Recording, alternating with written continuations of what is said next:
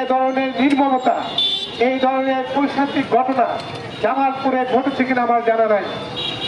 এইভাবে একজন মানুষকে খুন করে পুড়িয়ে নিঃশেষ করার মতো নরপিশাচ এই খুনি এই পৃথিবীতে বেঁচে থাকার তার অধিকার নাই। আপনারা ইতিমধ্যে জেনেছেন গণমাধ্যমের মাধ্যমে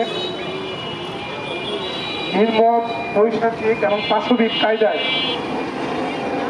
তানিয়াকে হত্যা করা হয়েছে। শুধু হত্যা করে খুনি খাদ্য হয়নি, তার লাশটাকে ছাই করার জন্য পেট্রোল ঢেলে তাকে পুড়িয়ে নিঃশেষ করার চেষ্টা করা হয়েছিল। এলাকাবাসী বা আশপাশের লোক জানার পরে পুলিশকে খবর দেয়।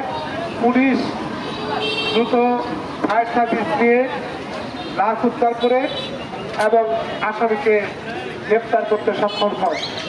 প্রিয় জামালপুরবাসী, নিকট অতীতে এ ধরনের পাশবিক হত্যাকাণ্ড, এ ধরনের নির্মমতা, এই ধরনের পৈশাচিক ঘটনা জামালপুরে ঘটেছে কিনা আমার জানা নাই।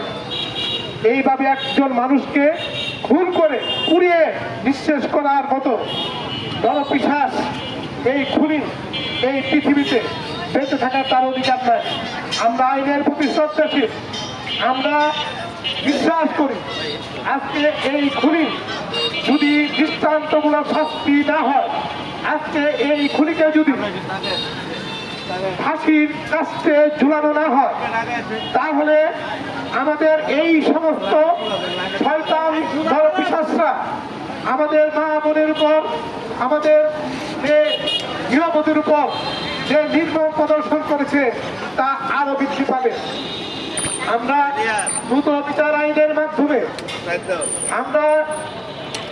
বিচার আইনের মাধ্যমে তার দৃষ্টান্তমূলক তার মৃত্যুদণ্ড কামনা করছি।